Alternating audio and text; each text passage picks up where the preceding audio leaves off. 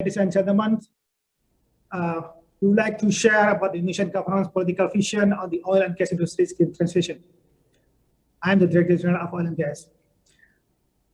In addition to the SDG, as a commitment to tackling climate change, Indonesia has also set up NDC targets to reduce GHG emissions. The energy sector will contribute 314 million tons of CO2 with its own efforts and 446 million tons of CO2 with international assistance. Until year 2020, the portion of NRE is 11.2%, and it requires concrete and planned efforts to achieve the 23% target by 2025.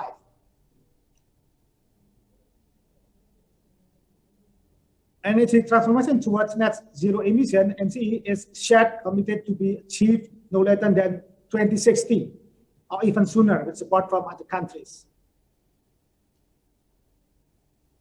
Clean technology selection is key in the process of reducing fossil fuels and replacing them with renewable energy to ensure availability, accessibility, affordability, sustainability, and competitiveness in order to achieve energy independence, energy security, sustainable development, as well as low carbon and climate resilience.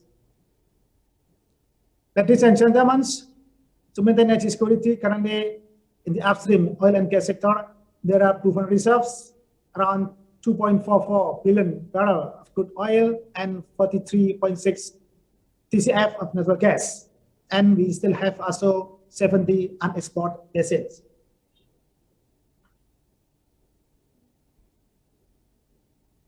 The national oil and gas protection, for circumstances as you see in this screen, the domestic production of oil could not yet meet the domestic demand. Hence, it will give an impact in the state's budget, energy security, and national economic growth. But the gas is better because we have surplus of production and bigger reserves since asset production in 1965. Currently, more than 60% of Indonesia's gas production is used to meet domestic demand. What we see here is the total reserve of the gas spread around the country. For long term, in the net zero emission, gas will still have important roles in the energy transition process.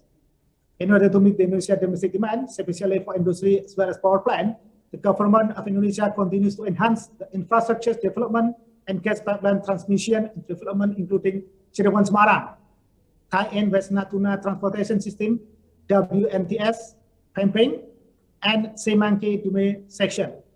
Besides developing LNG small-scale and virtual pipeline is also important to secure energy supply in particular areas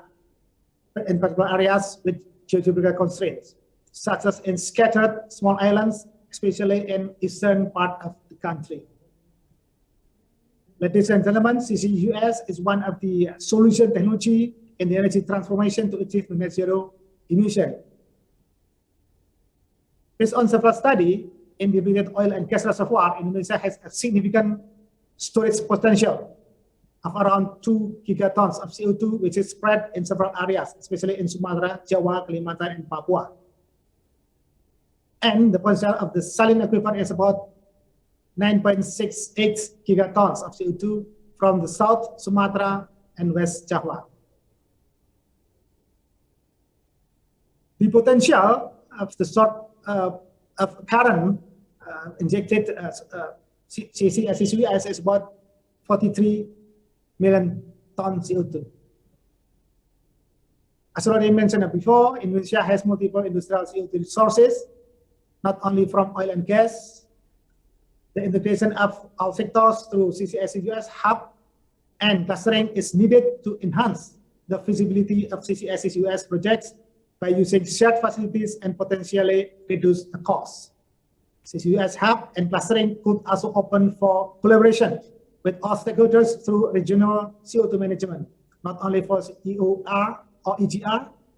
The utilization of CO2 could also be used to produce methanol and could be integrated for the production of blue ammonia or blue hydrogen plus CCS, CCUS. Ladies and gentlemen, in addition to that, gas flaring reduction will also contribute in accelerating the emission reduction in energy transition. We already made a roadmap to achieve zero routine flaring 2030 with several strategies, including regulatory strengthening, routine flaring mapping, and also supervision, monitoring, and evaluation.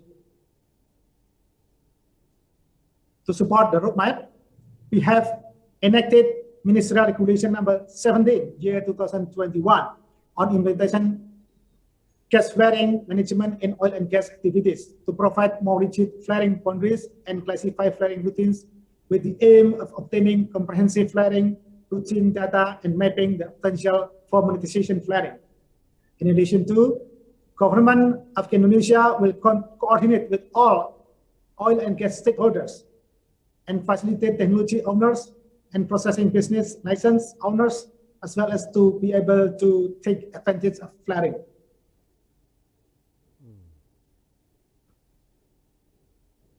So in the future, with the high demand on gas, oil, and raw material to support other sectors such as industry, energy sector shall be one of the key tools in enhancing national development and economic recovery in the post-pandemic era.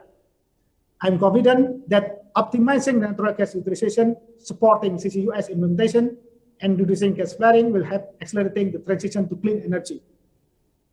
I believe that international cooperation would contribute more in achieving the target of global greenhouse gases emission reduction. I hope that it would give you a comprehensive overview of Indonesia's effort in energy transition. I have the expectation through this event, we will have very good, detailed, and fruitful discussion on these very important topics. We are looking forward to gaining invaluable knowledge from all parties in accompanying the clean energy transition to realize a low carbon value. Thank you very much.